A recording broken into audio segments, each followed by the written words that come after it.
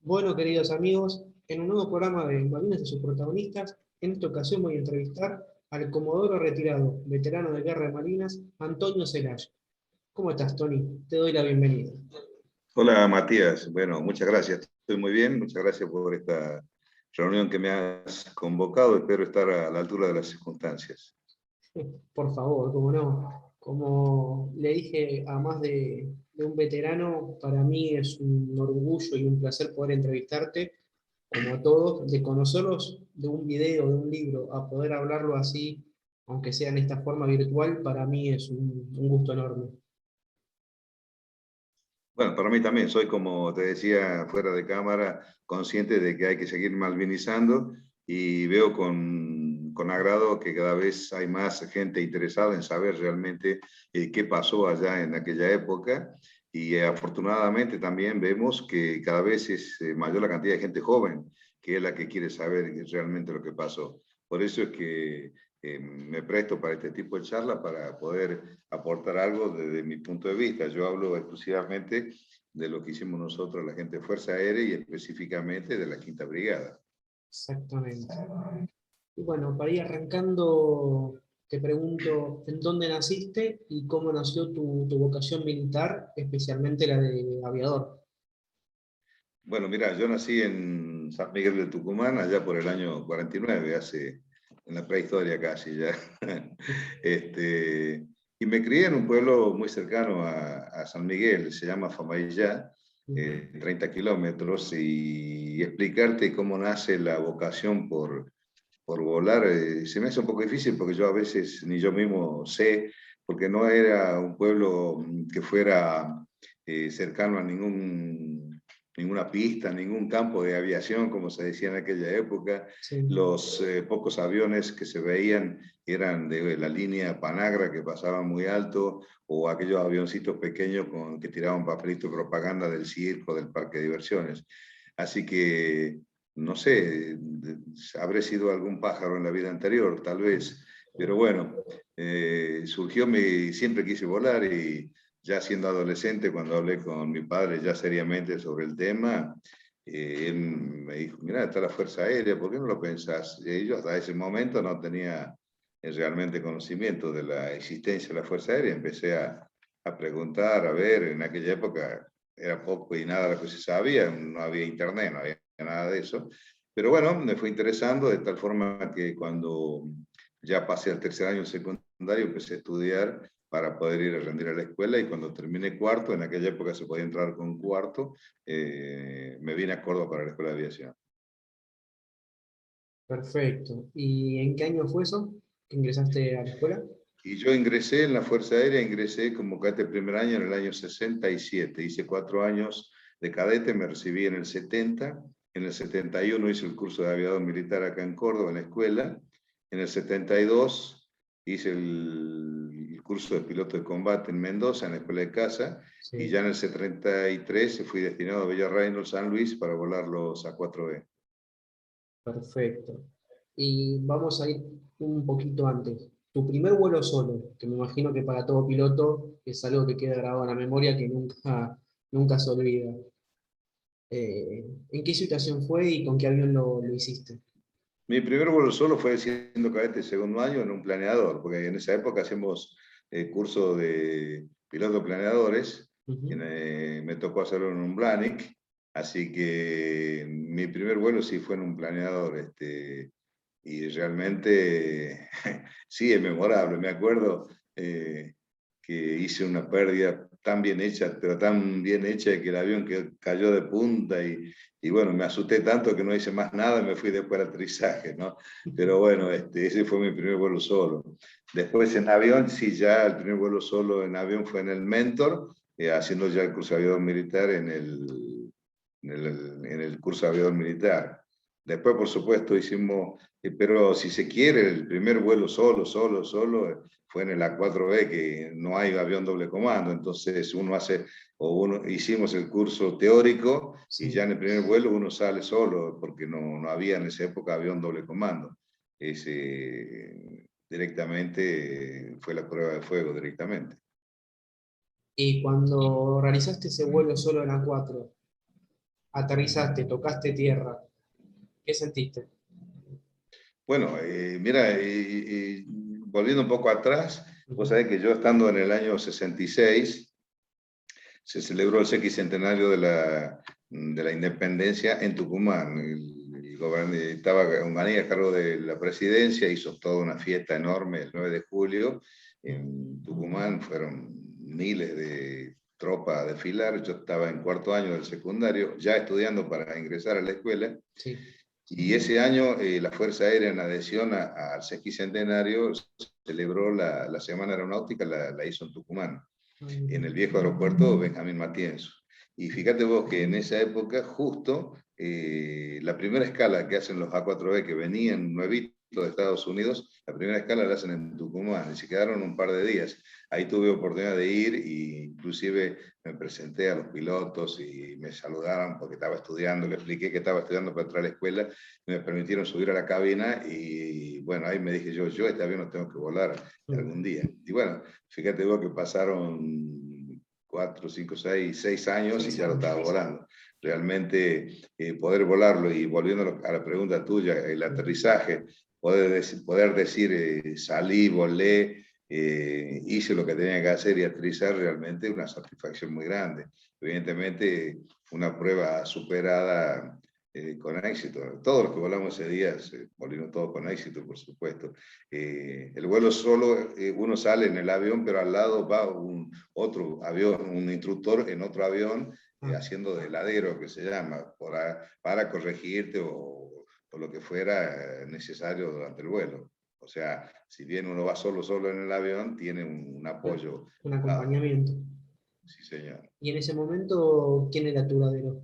¿Quién fue, mejor dicho? Y mi ladero fue el japonés Kajiara, Alberto Kajiara, y japonés porque realmente era descendiente japonés, si vos lo ves, y sí, y Kajiara el apellido, Alberto el nombre, él fue mi ladero en esa oportunidad. Bien, bien. Y desde que entraste, mejor dicho, hiciste el curso de caza, volaste por primera vez el Skyhawk, el A4B. ¿Cuándo llegaste vos a la quinta brigada de caza? No, bueno, ya la 4B estaba en la quinta, ya, yo llegué, o sea, apenas salí del curso de piloto de combate en Ah, bien, Mendoza, ya fui a la quinta brigada, la 4B ya estaba en la quinta. Ahí perfecto. primero hice 2 años y terminado el segundo año me salió el pase a la escuela de aviación como instructor de vuelo. Eso me cortó un poco porque acababa de habilitarme como jefe de sección, que se llama, en A4B, pero bueno, la escuela en esa época pedía por nombre, no se podía decir que no, así que fui a la escuela como instructor de vuelo, y después de 2 años de instructor de vuelo volví a la quinta brigada para seguir volando a 4. ¿Ahí en qué año estamos ya? Y ahí estamos, yo hice escuela, hice 75 y 76, estuve instructor de vuelo en la escuela, volví en el 77 y ya me quedé 8 años más, toda una vida, volando a 4 hasta que de capitán fui a la escuela de guerra allí en Buenos Aires. Ah, o sea que 78, conflicto con Beagle, te tocó, el conflicto de Beagle, mejor dicho, te tocó en la quinta brigada. Sí, sí, sí, sí, sí, me tocó la casi guerra con Chile, ya estaba, sí, ya estaba en la quinta brigada, año 78, ya había recuperado mi habilitación como jefe de sección, Sí. así que estaba pleno, digamos, y estuvimos, sí, a punto. En el conflicto, casi conflicto con Chile, el papel de la quinta brigada, ¿cuál fue? Y la quinta brigada en esa época tenía 2 escuadrones. Normalmente siempre tuvo 2 escuadrones. Un grupo aéreo con 2 escuadrones. Cada escuadrón normalmente tiene 4 escuadrillas. Y cada escuadrilla son 4 aviones, 4 pilotos.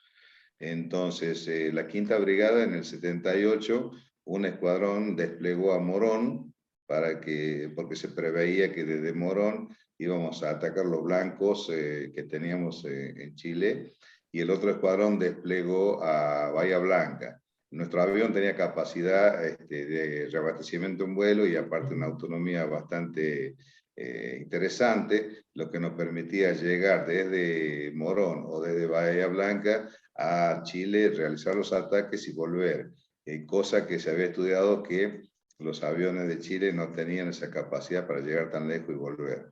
Esa era la estrategia que se había impuesto en esa época. Por supuesto, no llegamos a despegar, o sea, no se concretó la operación, el día antes se suspendió todo y después con el tiempo volvimos a Reynolds. Perfecto. Me voy un poquito un poquito más atrás a lo que comentaste. Vos me dijiste que eras jefe de sección. ¿Sí? Jefe de sección, ¿qué implica? Jefe de sección significa que hay un líder de escuadrilla, Sí. que es el número 1. Te dije que la escuadrilla son 4 aviones. Sí. El que le sigue en jerarquía es el jefe de sección, que es el número 3. Después sigue como en jerarquía el número 2 y por último el 4, que es el más novato.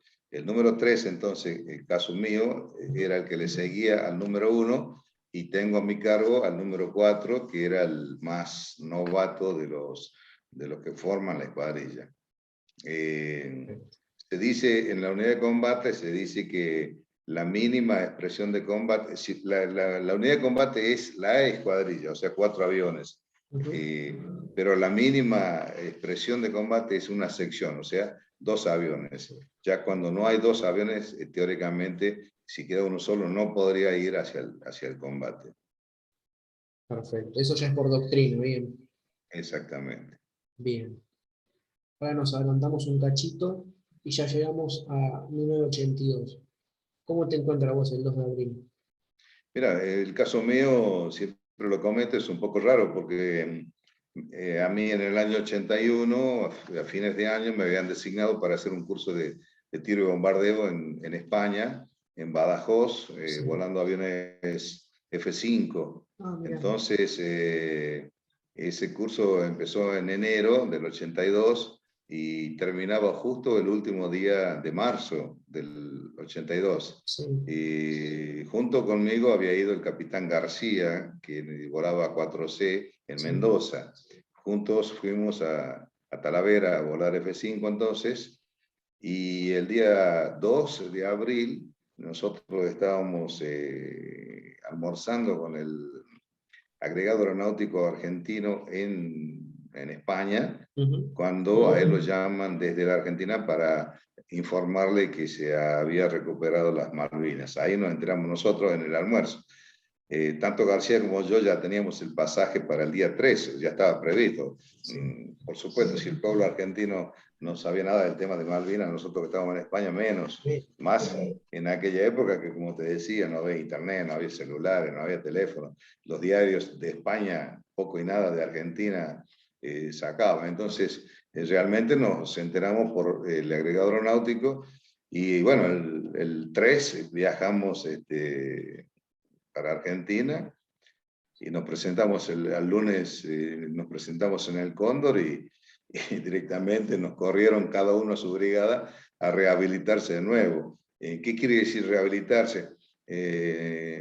Volver a volar el avión que estábamos volando, en este caso el A4B, y yo inclusive también volaba el DC-3. Lo que pasa es que por directivas, si uno pasa 45 días sin volar el avión, queda deshabilitado y tiene que ser un instructor que a uno lo habilite de vuelta. Bueno, nos mandaron a habilitarnos rápidamente y por eso que ahí nunca más, bueno, no lo vi a García, nos separamos, él se fue a Mendoza, yo me fui a Reynolds, sí. Y bueno, después lamentablemente él falleció en la guerra en Malvinas. Así que, como te decía, enterarnos de la guerra no, fue un tema, no voy a decir fortuito, pero sí, estábamos en España, no teníamos idea de que podía pasar algo así.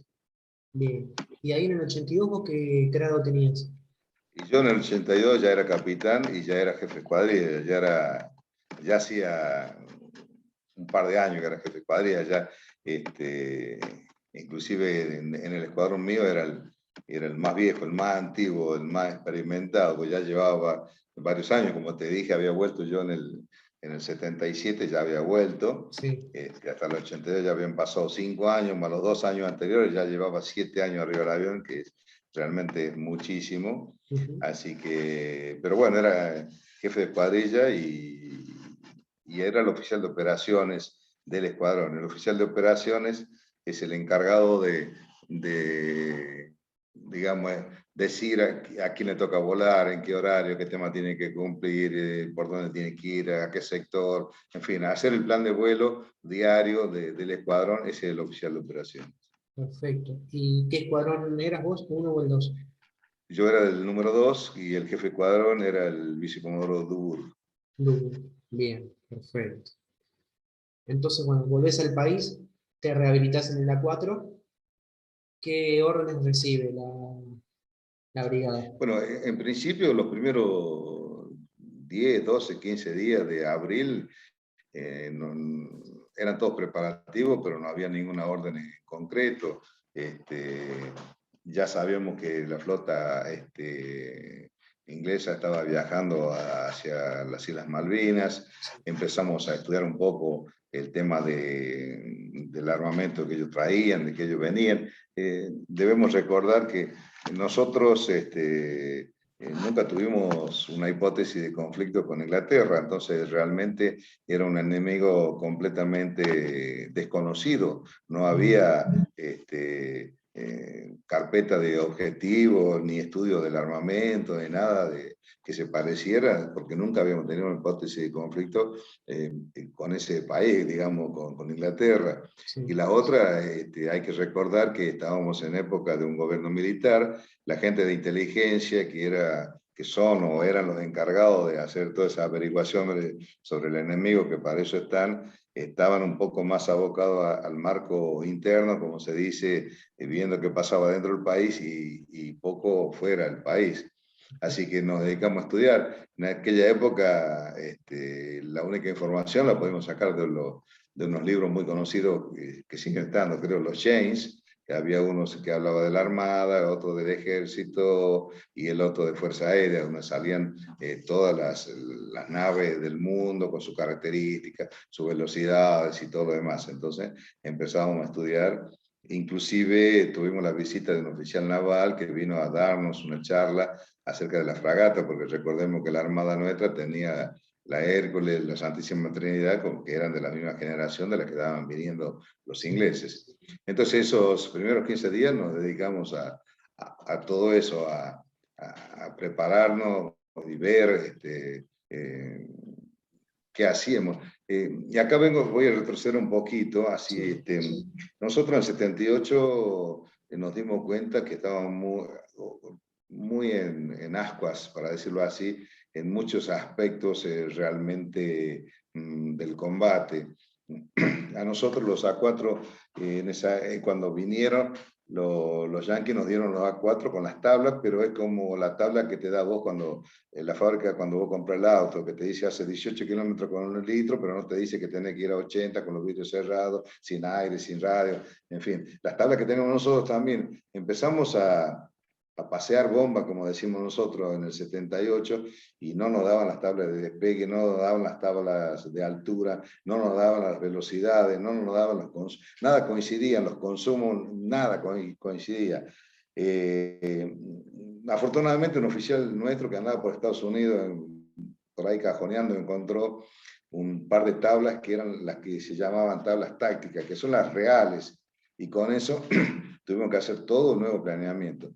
Después del 78, entonces, y previo al 82, después del 78 nos dimos cuenta que realmente había un déficit de adiestramiento, sobre todo, no hecho en serio, tal vez. Entonces, se hicieron varios operativos a lo largo y a lo ancho del país, ya bien en serio, muy en serio, que nos dieron una agilidad operativa que hasta el 78 no la teníamos. Si bien hasta el 78 volábamos mucho, teníamos mucho adiestramiento en vuelo y todo lo demás, nos faltaba esa parte táctica de la bomba, del cohete, del consumo, cambiar una rueda con el motor en marcha en una pista, cargar combustible con el motor en marcha de un camión, todo eso nos estaba faltando y eso lo adquirimos después del 78. Entonces, mucho se habla del adiestramiento que teníamos en el 82 y es gracias a ese déficit que teníamos en el 78. Y volviendo a la pregunta inicial tuya, la primera orden que se recibió en la Quinta Brigada fue que desplegara el primer escuadrón, que creo que no tengo la fecha acá en este momento exacta, pero fue alrededor del 17, que ellos marcharon a Río Gallegos, que sería nuestra primera base de operaciones. ¿Y el escuadrón de ustedes cuándo parte? El escuadrón nuestro recién partió el 1 de mayo, después que se conoció el ataque de Puerto Argentino por parte de los ingleses. Sí. Recién ahí se nos ordenó desplegar. Entonces empezamos con los preparativos y al final desplegamos medio tarde, de tal forma que tuvimos que hacer una escala en Trelew, dormimos en Trelew y recién al otro día por la mañana continuamos para Río Gallegos. Ahí en Trelew tuvimos el primer cachetazo, diríamos, de la guerra, porque ya la gente que estaba en Trelew, que era la gente de la segunda brigada con los Canberra, Sí. y ellos ya habían tenido su primer derribo, ya tenían sus primeros muertos, sus primeras escaramuzas habían sufrido, entonces ahí pudimos palpar, digamos, el impacto de la guerra. También nos enteramos ya también de las otras bajas que habían habido de otras unidades. Entonces entramos en clima violentamente. Por supuesto, cuando al otro día llegamos a Gallego, pudimos interiorizarnos un poco más y hasta ese momento, dentro de la gente de la Quinta Brigada, no había habido ninguna novedad. Entonces, la Quinta Brigada estuvo completa en Gallegos a partir del día 2 de mayo. 2 de mayo. Bien, bien. Y hay algo que me quedó dando vuelta en la cabeza. Vos me dijiste que, estando allá en Reynolds, se acercó un oficial naval para hablar con ustedes. Yo tengo entendido que la Fuerza Aérea, unidad de superficie, no está no sé si es capacitada la palabra, pero o sea, no tenían entrenamiento para atacar unidades de superficie. Eso fue todo Mira, nuevo para ustedes. nosotros no teníamos ni aislamiento ni equipamiento para el combate aeronaval. Acá yo siempre hago una acotación. Allá por el año 69, otro gobierno militar había sacado una resolución, el Ministerio de Defensa, la número 1 del 69, Sí. que decía que la responsabilidad primaria de actividades aéreas en la zona marítima era de la Armada y colateral la de la Fuerza Aérea.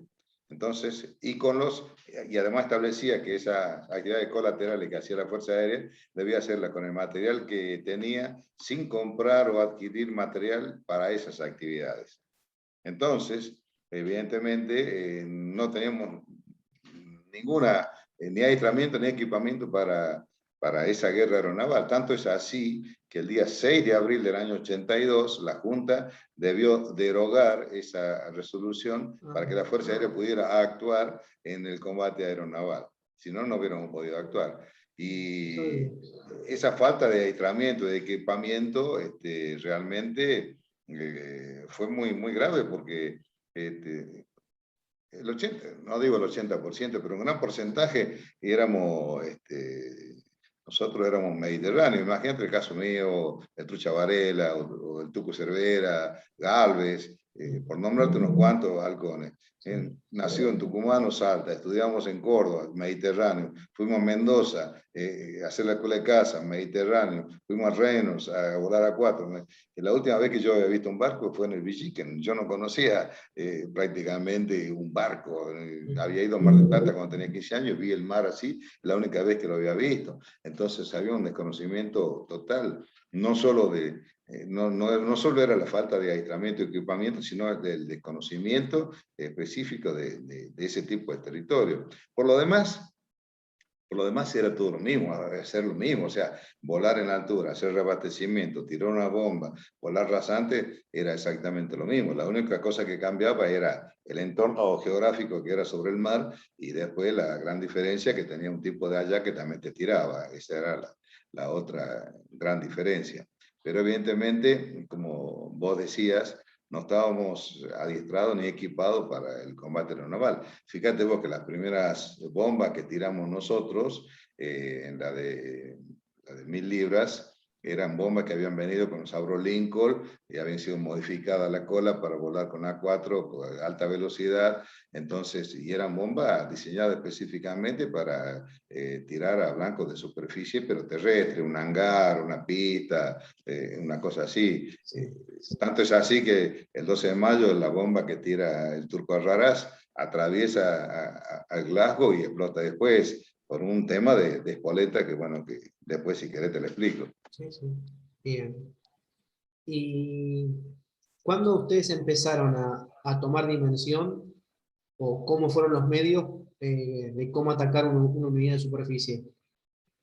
Bueno, nosotros muchas veces, siempre lo digo, improvisamos en mucho, pero no fue una improvisación a tontas y a locas, sino estudiando, como te decía, estudiábamos la fragata. Fuimos a hablar con la gente de radar y el hermano de Blas, del Tucu Cervera, Blas Cervera, era uno de los que estaba con nosotros, ahí con radar. Ellos nos dicen, mira, si ustedes vuelan más o menos juntos, separados unos 90 metros, un avión de otro, el radar en un principio lo va a tomar como un solo punto.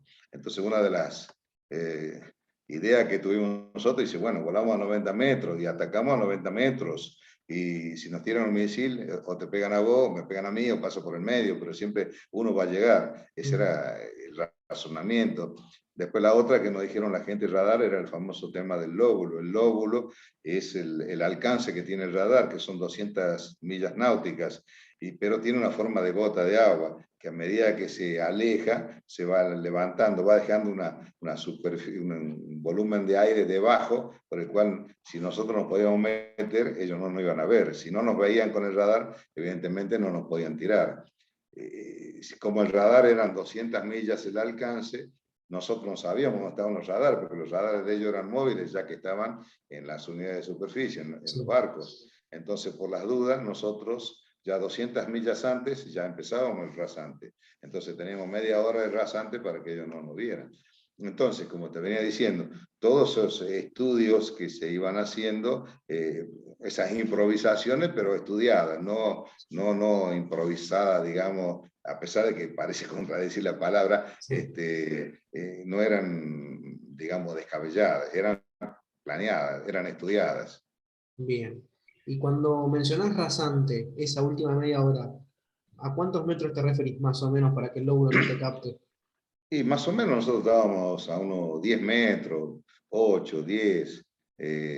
Para que tenga referencia, nosotros el 12 de mayo, el primer día que volamos, la escuadrilla mía, volvimos con el problema de sal en el parabrisas. ¿Por qué? Porque a la ida, en el vuelo rasante, te va a dar la idea, las gotas del agua salpicaban el parabrisas, eso te da la idea de la altura a la que estábamos volando. Sí. Entonces, bueno, la 4B no tenía un radioaltímetro que te indicara exactamente la altura, pero bueno, a ojo era a ojo serían unos 10 metros. Te digo, en lo gráfico eran las gotas en el parabrisas y no era nada inusual volar rasante, ¿no? Ya habíamos volado rasante toda la vida, siempre hacíamos rasante. O sea, lo único que tenemos que tener cuidado porque en el agua se pierde un poco la visión de profundidad. No es lo mismo que volar en tierra, donde vos tenés un árbol, tenés un poste de luz, tenés una casa o algo, siempre hay algo que te da una referencia de altura. En cambio, en el mar eso no existe, entonces se pierde un poco el tema de la visión de profundidad. Bueno, un ejemplo es que en el viraje, uno de la escuadrilla que iba delante mía chocó contra el agua en el viraje. Eso te da la altura a la que se estaba volando y el tema de la visión de profundidad. Bien, perfecto. Bueno, por lo que me comentaste ahora, tu primera misión fue el 12 de mayo, pero desde que llegaron a Gallegos hasta el 12 de mayo, ¿la brigada tuvo caídos? No, desde el 2 de mayo hasta el 12 de mayo no hubo vuelos porque los ingleses también se retiraron, no siguieron atacando. Ellos se retiraron un poco, yo creo también, porque así como a la Argentina sorprendió el ataque de los ingleses a Puerto Argentino, ellos también se fueron sorprendidos por la reacción argentina a atacar realmente los que ellos tenían. Y las únicas operaciones, digamos, de importancia en esa época fueron, bueno, ellos hundieron el Belgrano el día 2, y después hubo el hundimiento del Atlántico Mayor el 4, pero la unidad nuestra no tuvo participación hasta el día 12 precisamente, primero porque ellos no volvieron a hacer esos ataques, y después el tema meteorología. Nosotros también estábamos muy limitados, no podíamos ir si no teníamos blanco, primero partamos de la base. Sí. Y segundo, a nosotros nos condicionaba mucho la meteorología. El avión, el A4B es un avión y yo necesito ver el blanco para tirar. Estamos hablando del año 82, de un avión de la década del 70, que evidentemente no tenía ningún artificio como para poder tirar sin ver el blanco.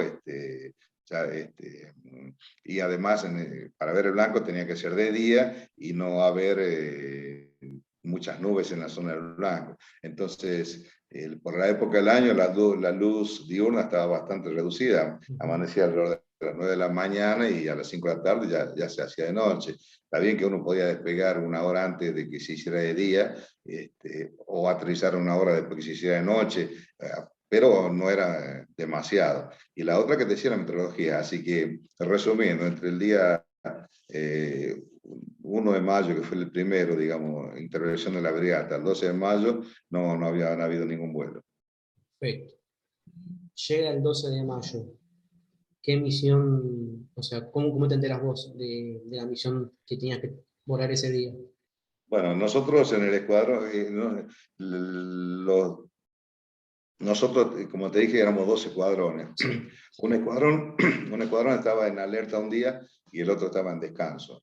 Ese día, 12 de mayo, nos tocaba a nosotros estar en alerta. Y éramos, como te dije anteriormente, también éramos 4 escuadrillas, así que habíamos quedado que 2 escuadrillas hacían a la mañana y 2 al mediodía. La escuadrilla de Bustos y la mía nos tocó a la mañana, y por la tarde estaba la de Varela y la de Berrier. La orden para despegar vino desde Comodoro Rivadavia, donde estaba el Estado Mayor, que nos informaba o nos comunicaba que estaban siendo atacados Puerto Argentino por 2 unidades de superficie, por 2 barcos, estaban siendo cañoneados. Entonces nos ordenaban despegar 2 escuadrillas para ir a atacar. También llegó la orden para 2 escuadrillas de M5, que por motivos técnicos al final no pudieron despegar, solamente despegamos las 2 escuadrillas nuestras. Ahí yo siempre cuento que hubo una pequeña, no digo discusión, pero sí un entredicho, porque el Trucha Varela quería salir él, porque decía que la orden del despegue era a las 12:05, entonces tocaba a ellos, y yo le decía que no, que nos tocaba a nosotros, que ya estábamos preparados, tenemos los aviones vistos, las inspecciones hechas, tenemos la carta estudiada, y bueno, al final salimos nosotros 2, y ellos se quedaron para la próxima oportunidad. Bueno, esa fue la orden. Teníamos que hacer un reabastecimiento en vuelo y luego ir a atacar la fragata. Era un destructor el Glasgow y la fragata que estaban cañoneando Puerto Argentino. Nos enteramos entonces por la orden que vino de Comodoro Rivadavia. Sí, tengo entendido que los británicos usaban mucho esa combinación de destructor tipo 42 y fragata 22 para apoyarse mutuamente con las defensas aéreas. Sobre todo con la defensa aérea, porque los sistemas misilíticos se complementaban. Acá también habría que hacer una aclaración. En la guerra la última guerra aeronaval que había habido en el mundo fue allá en la Segunda Guerra, en Midway y Coral, donde los aliados tenían naves de superficie muy pesadas, muy lentas, como el Belgrano de aquella época, el nuestro, con cañones muy potentes, pero muy ineficaces contra los ataques aéreos. Ahí se hicieron famosos los kamikazes, que podían entrar y atacar casi sin ningún problema y tampoco teniendo ninguna experiencia. Después que los aliados ven ese fracaso en Coral, Midway, es que se desarrolla esta nueva generación de naves de superficie para proveer a la OTAN, que son estas unidades, la 42, la 21, muy rápidas, muy ligeras, muy maniobrables y sobre todo muy artilladas para defenderse de los ataques aéreos en las combinaciones misilíticas de, bueno, 3 sistemas misilísticos según los alcances, más los cañones. Y se complementaban, como vos decías, un destructor y una fragata, y un complemento de destructor y fragata para defender un portaaviones, la tenían muy bien estudiadas. Y la otra gran importancia a destacar en la guerra de Malvinas, que hay que recordar que en aquella época también todavía existía el Pacto de Varsovia. Entonces había un gran interés por la gente del Pacto de Varsovia ver cómo era el desempeño de toda esta nueva armamento de la OTAN. Imagínate, ni las fragatas ni los destructores habían sido probados en combate, tampoco el Harrier había sido probado en combate, el Sidewinder, el 9L, no había sido probado en combate. Por el lado de Argentina, el Superestandar con el 7 no había sido probado en combate. Los aviones nuestros, los viejitos, sí, porque los A4 habían volado en Vietnam, habían volado en Yom Kippur, los 6 días, entonces ya eran probados. Los M5 también habían sido probados por Israel en la guerra de ellos, así que, pero había un gran interés por ver qué pasaba, ¿no? Y bueno, volviendo al 12 de mayo, entonces nuestra misión era atacar esa combinación de destructor y fragata. ¿Y cómo fue el vuelo hasta llegar a las 2 unidades de superficie? El vuelo fue bastante normal, se puede decir. Llegamos al reabastecimiento, hicimos el reabastecimiento sin novedad. La gran noticia del primer reabastecimiento, que el número 4 de mi escuadrilla era el alférez de Lepiane, y era la primera vez en su vida que iba a hacer reabastecimiento. Fíjate vos que llegamos a una instancia de guerra y él, por circunstancias fortuitas, no había hecho nunca un reabastecimiento en vuelo. Bueno, lo realizó con todo éxito, sin ningún problema. Realmente muy bien.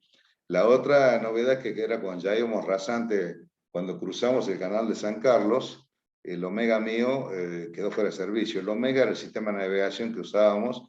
Cada 4 aviones teníamos 2, el 1 y el 3 teníamos el Omega. El Omega era un primo lejano de lo que hoy es el GPS. Te introducían las coordenadas y te iban marcando hacia las coordenadas, y recibía información de 5 antenas que había en el mundo, y eso es lo que pero no tenía la precisión ni nada que se compare con un GPS de hoy en día. De cualquier manera, para nosotros era realmente fantástico. Aparte de volando en zona desconocida y todo lo demás, realmente muy bien, ¿no? La otra contra que teníamos, nosotros estábamos acostumbrados a volar con cartas de navegación con escala 1 en 500.000 o 1 en 1.000.000. Y en esta ocasión nos habían dado una en 400.000, que, bueno, la diferencia, muchos podrán decir cuál es. Bueno, uno está acostumbrado a ciertos tramos por minuto en millas, que realmente estábamos acostumbrados, que esto nos cambiaba un poco.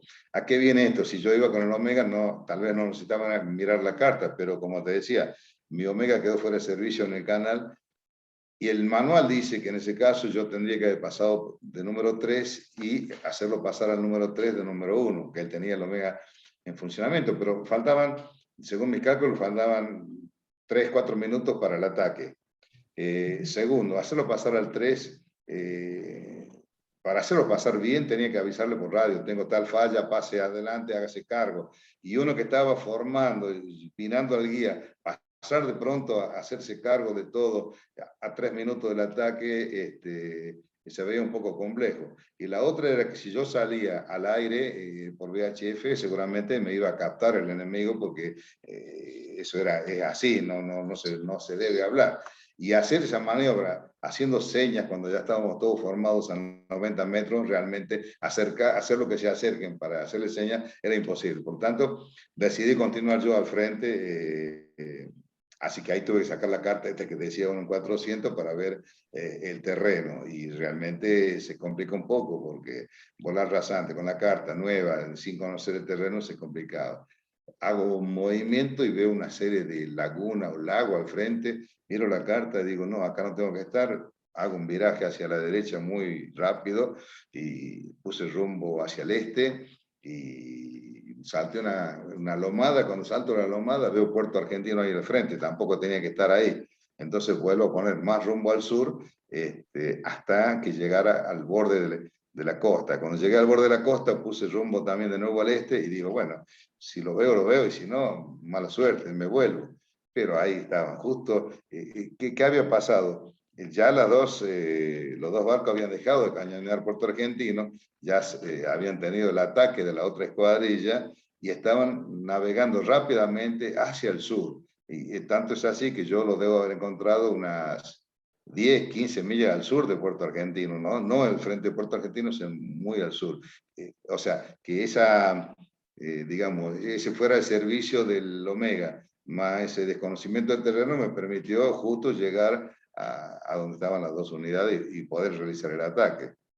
La otra de ese ataque es que en la reunión antes de salir al vuelo, a los fines de evitar confusiones, yo había ordenado que el 1 y el 2 íbamos a atacar el barco que estuviera más al norte y el 3 y el 4 deberían atacar el que estaba más al sur para evitar inconvenientes entre nosotros.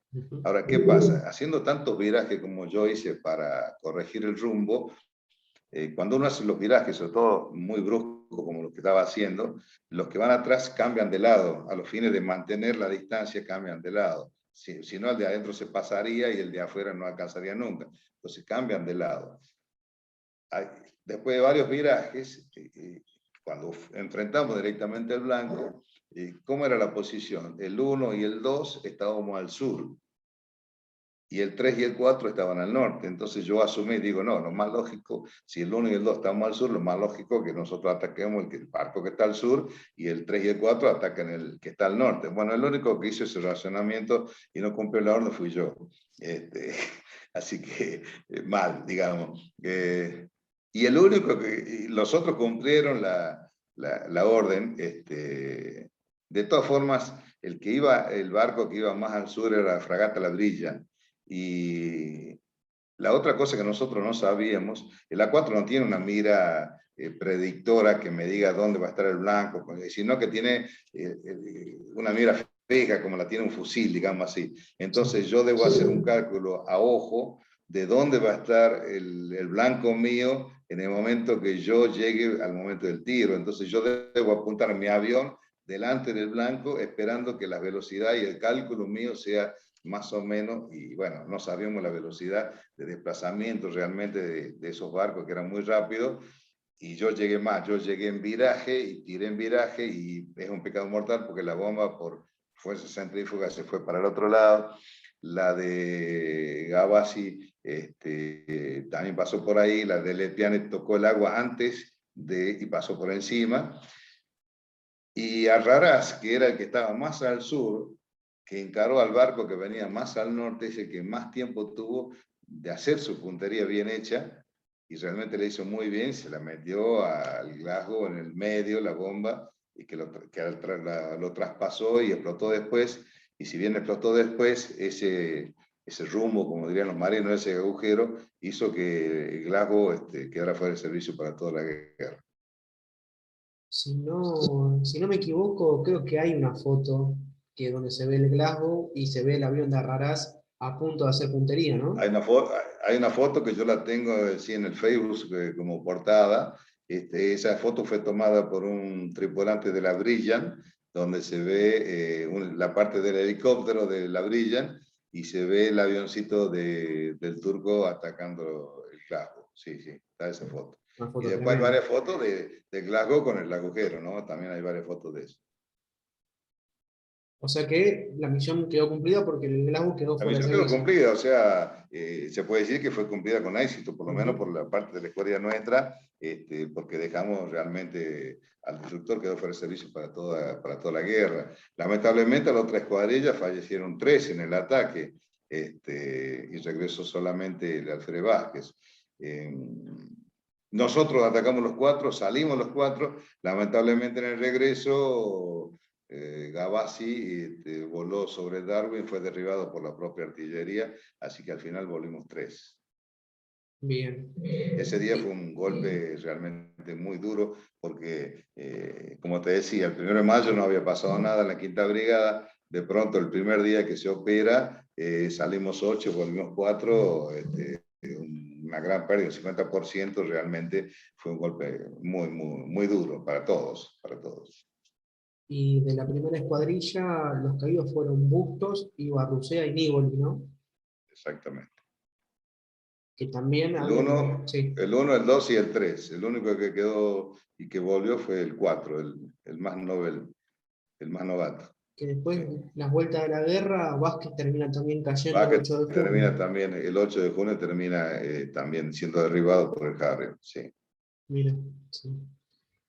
Eh, Y Herrera también, y Arraras que volvió también. conmigo, el 8 también. Mm. Sí, sí, yo estuve viendo y la brigada de ustedes que- creo que fue la que más bajas tuvo. Bueno, tiene todos los números que vos le quieras poner. Es la que más aviones perdió, la que más pilotos también perdió, es Sí, la que más bomba tiró, la que más horas voló, la que más misiones cumplió. Eh, o sea, tiene todos los números a favor y en contra también, ¿no? exacto. Pero bueno. eh, y en aquella época, pues, o sea, que la quinta brigada era la Cenicienta, ya, la Cenicienta le digo yo, porque ya nadie quería, ya los pilotos jóvenes ya no querían ir a la quinta brigada. Ya estaban los Mirage, estaban los M5, estaban los 4C, todos aviones más nuevos Sí, y en ciudades más apetitosos, porque la otra contra de la Quinta Brigada, que está al lado de Villa Mercedes, una ciudad a la cual queremos mucho porque siempre la ciudad estuvo muy integrada con la Quinta Brigada. Lo que estuvimos ahí siempre queremos mucho a Villa Mercedes, pero está en medio de la nada. sí. En aquella época era la nada directamente. Entonces, en cambio, la 4C estaba en Mendoza, estaba en Tandil, los M, los otros M estaban en Moreno. Entonces, ya te digo, era la Cenicienta en aquella época. Pero bueno, le cupo cumplir un papel preponderante.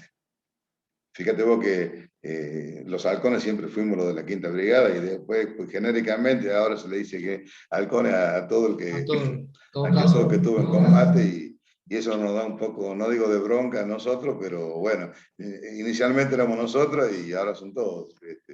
En fin. Bien. Eh, termina el 12 de mayo. Ustedes vuelven a Río Gallegos. Sí, Con, nosotros, con bueno, volvimos y te digo con la novedad esa que cuando hicimos el ascenso para volver se nos secó el agua del parabrisas y quedó la capa de sal y bueno, se veía para los costados, lo que no se veía era para el frente.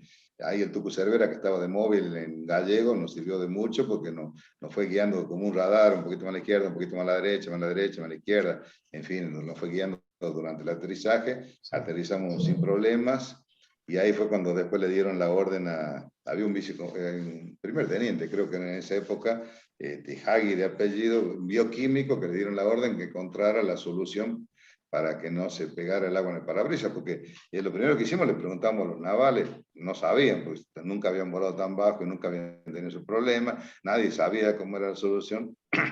Y este hombre empezó a experimentar con varios elementos hasta que encontró una silicona que era lo suficientemente transparente como para que no obstaculizar la visión al piloto y a su vez impedía que el agua se pegara. Y él muy inteligentemente con un soplete tiraba agua al parabrisas para simular la velocidad del avión. Es increíble también el ingenio, digamos, ingenio, y ¿sí? la capacidad de esta gente, ¿no?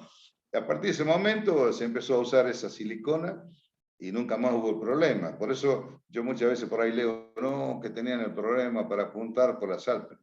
No, no es así. Primero que la sal no se daba cuando vos volabas rasante. Cuando vos volabas rasante, el problema era de las gotas de agua. Pero es como cuando vos vas en el auto y te caen las gotas de agua en el parabrisas. Se ve, o sea que no es que no se ve, molesta, pero se ve. Y la sal se dio exclusivamente en ese vuelo porque después se encontró la solución y a partir de ese momento el mecánico te pasaba la silicona y no se volvió a repetir el problema. Así que hay un poco de novedad por ahí dando vueltas.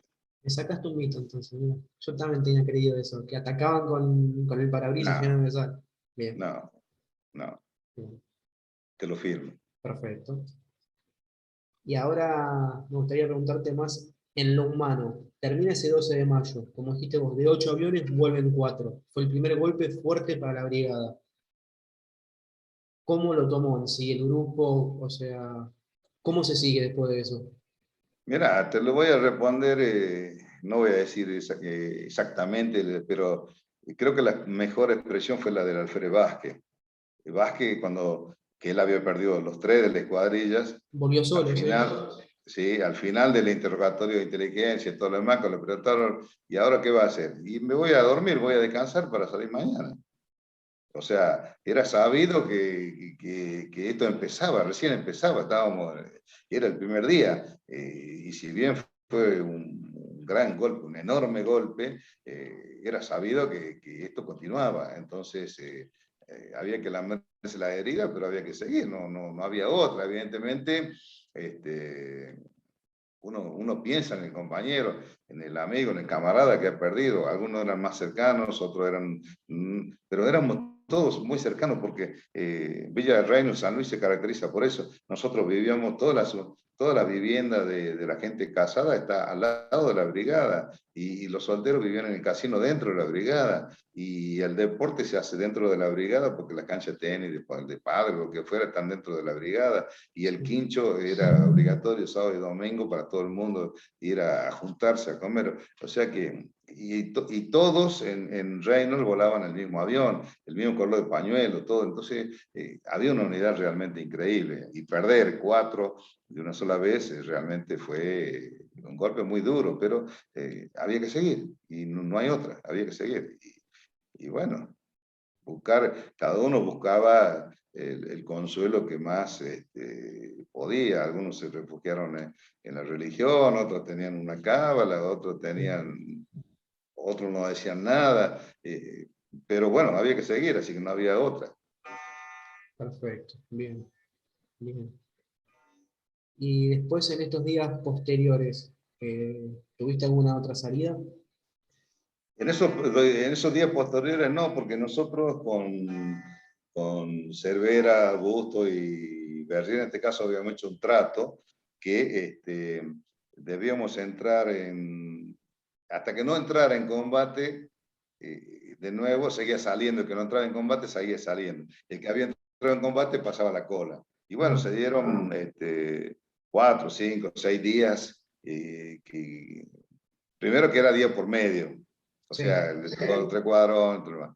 Y cuando tocó el escuadrón mío, lo que estaban a la cabeza ahora era Berrier y Varela, y la otra escuadrilla que eventualmente se formó con Dubur, que se empezó a formar porque al tener 4 bajas formamos otra escuadrilla armada. Entonces yo quedé a la cola de todos directamente por haber ya entrado en combate. Y inclusive se dio el caso que el Trucha Varela ha salido 2 o 3 veces y una vez fue y no encontró el enemigo porque ya se había ido o no estaba. Porque nosotros en las misiones nuestras dependían de la información que pasaba gente de la isla. Inclusive hubo salidas que fue el piloto y era un pedazo de piedra que la ola por ahí dejaba ver o no dejaba ver y alguien de la costa creyó que era un barco y pasó esa coordenada y al final era un ataque no válido. Entonces se dieron varias salidas de esos tipos de ataques falsos, diríamos así. Uh-huh. Entonces a vos se te fue como dilatando, está bien. Claro, a mí se fue como dilatando. Inclusive después, inclusive Dubur me dio 2 días de permiso, en un Lear me llevaron a San Luis, a Villarreal, pasé 2 días y me trajeron de una oreja nuevo el 8 de junio cuando se armó el martes negro, ahí tuvimos esa baja, ahí estuvimos de vuelta. Y ya ahí empezamos a operar de San Julián. ¿A qué se debió ese cambio de base aérea? Fue un cambio que se venía pensando hace rato porque en San Julián estaban los A4C Sí. de Mendoza. Entonces, a los fines de dar un poco de homogeneidad al material, porque todo lo que era mantenimiento de A4C y A4B es muy parecido, puesta en marcha, cargo de oxígeno, todo es muy, muy igual. Entonces, y ya había habido varias bajas de A4B y algunas bajas de A4C, entonces se pensó en unificar los 2 sistemas para hacerlo más ágil, y los M5 que estaban ahí en San Julián los mandaron a Gallegos. Esa fue la causa por la que se pensó. Hicieron como un enroque, bien. Exactamente. Bien. Esta también es una pregunta más para el lado humano.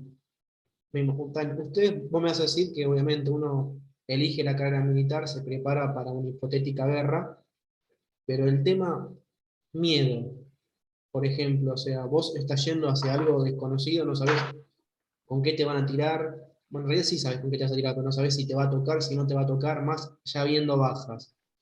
Un piloto de caza, vos personalmente, ¿cómo lo manejabas? El miedo, yo creo que cualquiera te va a decir lo mismo. El miedo existe, porque dice, se sabe que el valiente es el que puede vencer el miedo, ¿no? El Sí, que no tiene miedo es el temerario, que no sirve mucho para el tema del combate, y el cobarde es el que no llega a vencer el miedo. O sea que el miedo es lo primero. Pero uno, ya cuando uno sube, cierra la cabina y pone en marcha, se acabó todo el pensamiento eterno. Estoy metido en lo que tengo que hacer. No tengo tiempo para ponerme a pensar en todo eso que vos me estás preguntando, con qué me van a tirar, cómo me... No, yo tengo tantas cosas para hacer, para pensar, para cumplir, para volar, y que no te da el tiempo para tener miedo durante el vuelo. El miedo lo puedes tener a la vuelta, por lo que pasé, cómo me salvé, cómo esto, el otro, que podía haber sido yo. Todo eso lo pensaba a la vuelta, que tener media hora, 30 minutos, 40 minutos de vuelta, ya ahí sí venís pensando, pero a la ida no, a la ida está compenetrado en el reabastecedor, que lo tenés ahí nomás, apenas salís, en hacer el reabastecimiento, en hacer el descenso, en hacer el rasante, los rumbos, y realmente eso de la foto, de la novia, de esto, del otro, es para la película, no es... No es para el que está realmente, no sé, estoy hablando personal, ¿no? no, obvio, No es obvio. para no es para el que está en el combate. Y bueno, sí, uno piensa, me podría haber tocado a mí, y uno sabe, como decía aquel presidente que tuvimos, nadie muere en la vida, pero uno sabe que cuando te toca, te va a tocar, cuando te va a tocar, te va a tocar, hagas lo que hagas, si te toca, si ese día te lo tenés escrito, chao, pero bueno, no quiere decir que uno por eso se va a exponer y me voy a tirar sin paracaídas, una cosa por el estilo, pero tampoco es que uno vaya resignado a hacer, digamos, uno hace todo lo posible para cumplir con lo que tiene que hacer y supervivir. Eso es lo importante, supervivir. Entonces trata de hacer las cosas bien para realmente cumplir con lo que tiene que hacer y supervivir. Y el miedo lo dejamos para después, para la noche, para la tarde, no durante el vuelo. Te entiendo, porque ahora cuando dijiste, Han sí, habido casos, por supuesto, de gente que no venció el miedo, sí, han habido casos. No hay que negarlo. Han habido casos, sí, han habido casos. perfecto. Porque ahora que me quedó en la cabeza cuando dijiste cuando se cierra la cabina, creo que cuando apenas se baja la cabina y ya en ese momento ya empieza la misión, por más que no hayas despegado todavía.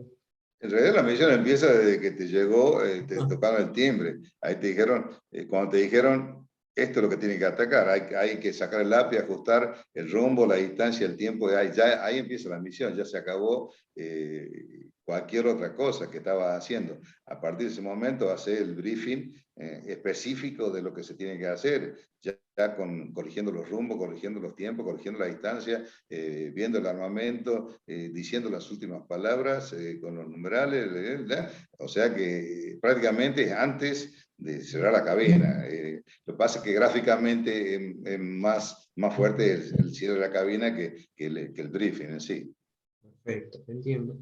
Y otro detalle que me quedó, que me quedó dando vuelta, que me sorprendió, es que tanto los jefes de escuadrones, tanto Dubur como Mariel y Cini, puede ser, ¿no? Los tres hicieron Sí, misiones de vuelo. sí, los nuestros cumplieron todas misiones de vuelo.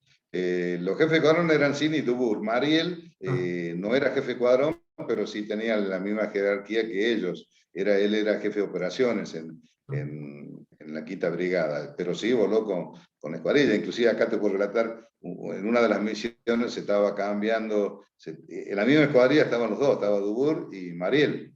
sí, Y Mariel le pregunta a Dubur, si nos bajan a nosotros, dice, vamos, como iban juntos, y le pregunta, y si nos bajan a nosotros, ¿quién se va a hacer cargo del Ecuador? Y dice, queda Celaya, le digo, Dubur, y ya está.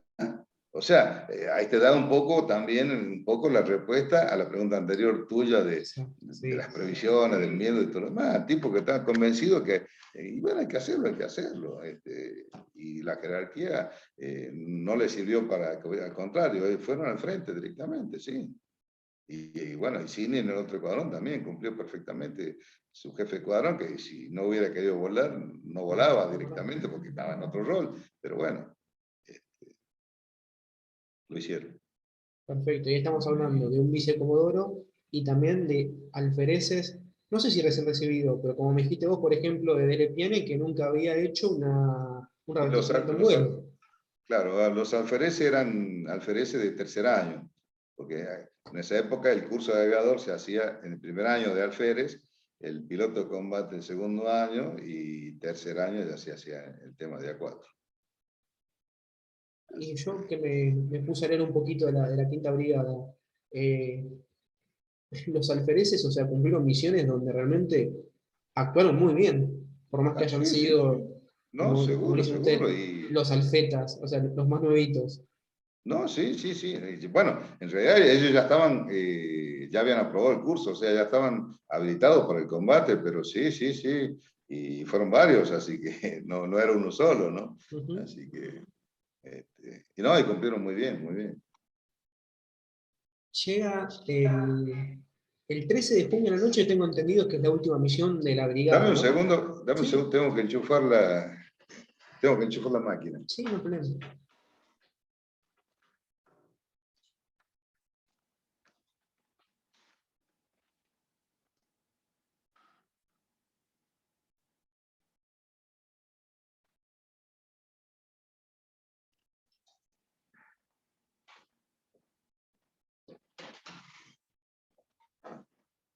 Acá estamos. Como te estaba diciendo, tengo entendido que el 13 de junio es la última misión que hace la brigada, ¿no? El 13 de junio es la última misión que hace la brigada, exactamente. Ya, La orden era que despegáramos 12 cuadrillas para atacar el puesto comando que estaba en el Monte Kent. sí. Y bueno, despegamos 12 cuadrillas, la mía y la de Varela. 8 aviones, pero el problema a mí se me dio en el reabastecimiento, tuve un problema que cuando desenchufé salió un chorro de combustible que se me metió en el motor, lo que me produjo elevación de temperatura y unas vibraciones, eh, algunos ruiditos, nada grave parecía, Ujú. pero por las dudas, como todavía faltaba 40 minutos de ida más toda la vuelta, yo decidí volverme. Y se hizo cargo de los 3 aviones, se hizo cargo Cervera, que luego se acopló con el Trucha Varela, y entonces fue un escuadrillón de 7 aviones lo que cumplieron la misión.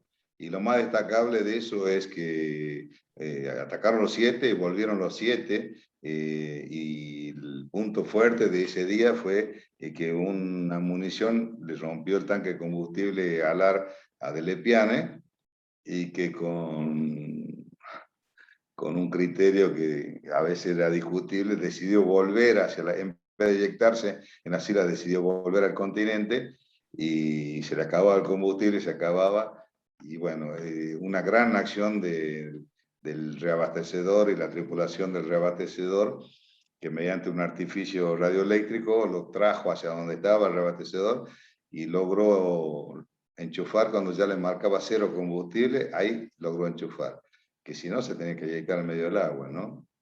Y una característica del A4 que dice que el indicador de combustible cuando ya marca entre 0 y 500, marca en libras, entre 0 y 500 puede ser que tenga 500 o puede ser que tenga 0. O sea que ya eso lo dice el manual. Ujú. Y cuando él empupó, como le decimos nosotros, cuando él llegó al reabastecedor, tenía justo con 0. Así que, y bueno, el reabastecedor lo llevó enchufado hasta la vertical de San Julián, y ahí fue donde lo soltó y aterrizó. Esa Y fue si no me la... equivoco, no sé si lo vi en un video o hay una foto del avión de Deletiane mientras está ya desacoplado, que se ve el chorro Se ve el chorro de de combustible, sí, sí. combustible saliendo. Sí, sí, sí, salía, sí, seguía saliendo. Sí, porque era un agujero bastante grande.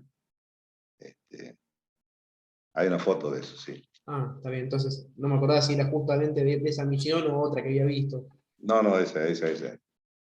Sí, esa fue la última misión porque ya el día 14, a la mañana, había llegado la orden y estaban yendo para poner en marcha. Era el otro escuadrón, estaba Filippini, estaba yendo para poner en marcha o poniendo en marcha cuando llegó la orden de que se cortara el motor, bueno, que la plaza de las Malvinas se había rendido.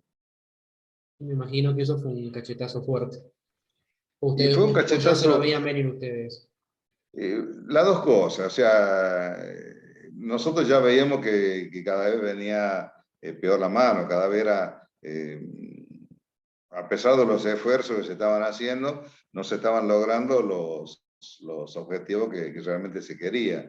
Entonces se veía que la cabecera de playa que había empezado el 21 ahí en San Carlos, cada vez se acercaba más a Puerto Argentino. Ya el día 13, cuando fuimos a Monte Kempes, y ellos ya estaban a tiro de cañón de Puerto Argentino. Entonces ya lo que menos quedaba era posesión argentina en la isla. O sea que era una cosa que más o menos se veía venir, no fue tan inesperado.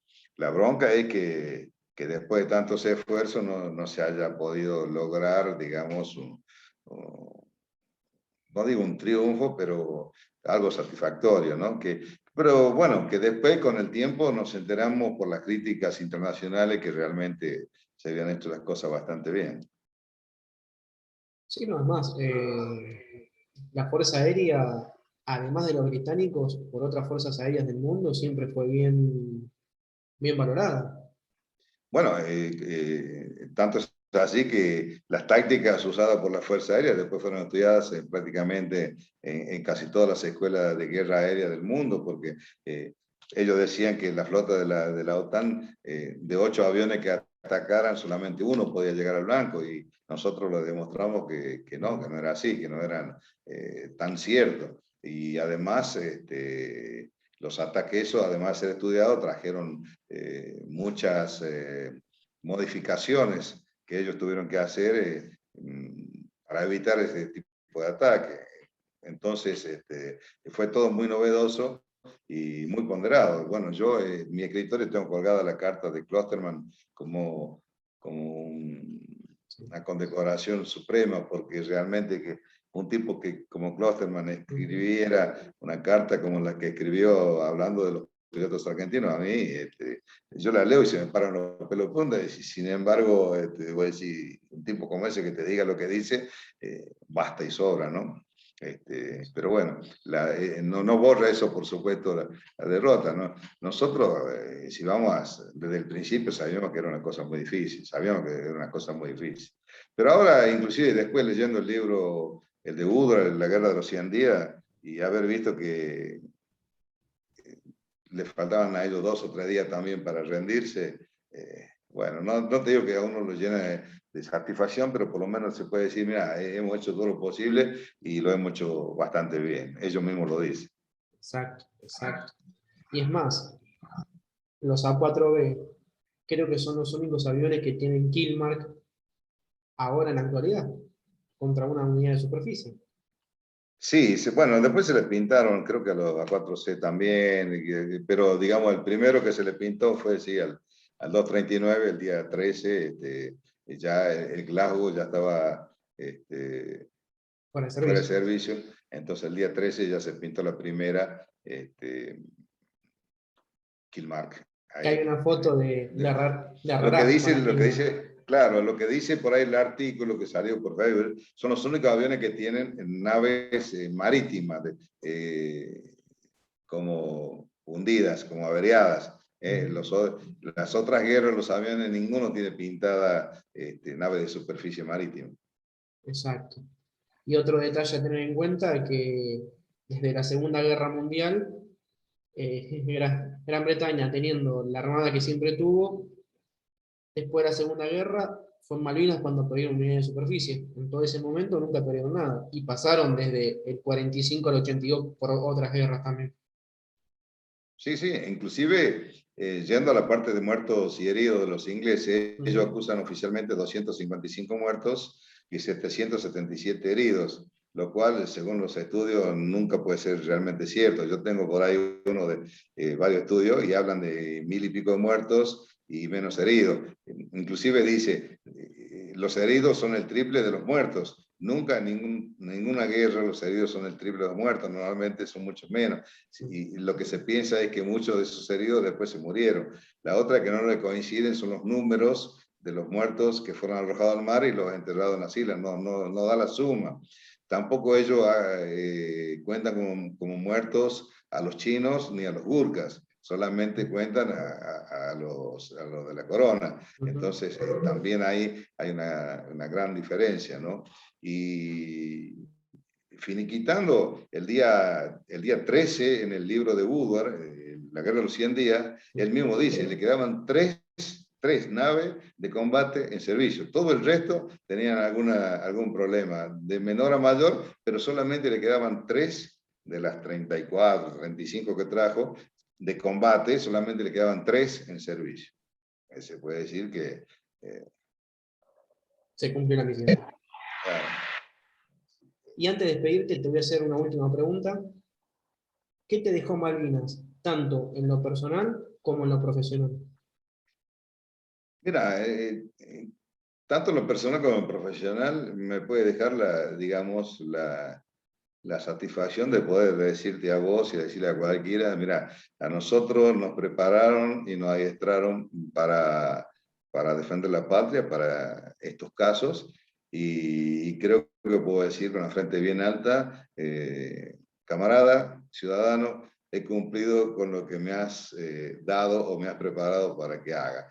Creo que realmente se ha cumplido exitosamente con lo encomendado. Eso tanto en la fase profesional como en la personal. Y en la personal, sentir esa satisfacción del deber cumplido, que inclusive a nivel familiar a uno lo hace sentir bien también. Serrat, redondeaste todo con estas últimas palabras, Tony. La verdad, te vuelvo a agradecer. Fue un placer enorme poder entrevistarte. Y como te dije, de conocerte un libro a poder charlar este rato con vos, me sentí muy a gusto. Yo también, ha sido muy, muy generoso por tu parte con todo el tiempo y bueno, sigo a disposición si después se presentan otras oportunidades o preguntan, también estamos. Perfecto, Tony. O sea, estamos en contacto y te mando un fuerte abrazo. Matías, un gusto. Gracias. Muchas gracias. Noches. Buenas noches. Adiós.